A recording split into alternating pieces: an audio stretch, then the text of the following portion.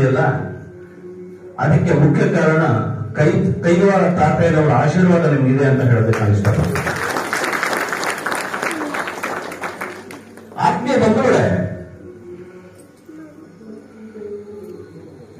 10,260 ವರ್ಷ ರಾಮ ಬದುಕಿದ್ದ ಅಂತ ಇತಿಹಾಸ ಹೇಳುತ್ತೆ.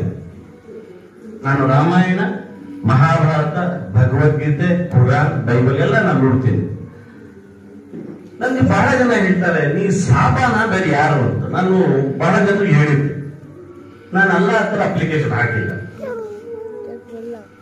ಬ್ರಹ್ಮನ ಹತ್ರ ಹೋಗ್ಬಿಟ್ಟು ಕೇಳಿಲ್ಲ, ಜೀಸಸ್ ಹತ್ರ ಬೇಡ್ಕೊಂಡಿಲ್ಲ. ನಮ್ಮ ತಂದೆ ತಾಯಿಯ ಆಶೀರ್ವಾದದಿಂದ ನಾನು ಇಲ್ಲಿ ಹುಟ್ಟಿದ್ದೀನಿ. ನಾನೊಬ್ಬ ಮಾನವನಾಗಿ ಹುಟ್ಟಿದ್ದೀನಿ. ನನ್ನ ಧರ್ಮ ಯಾವುದು ಅಂದ್ರೆ ಅದು ಮಾನವನ ಧರ್ಮ ಅಂತ ಹೇಳೋದಕ್ಕೆ ನಾನು ಇಷ್ಟಪಡ್ತೀನಿ.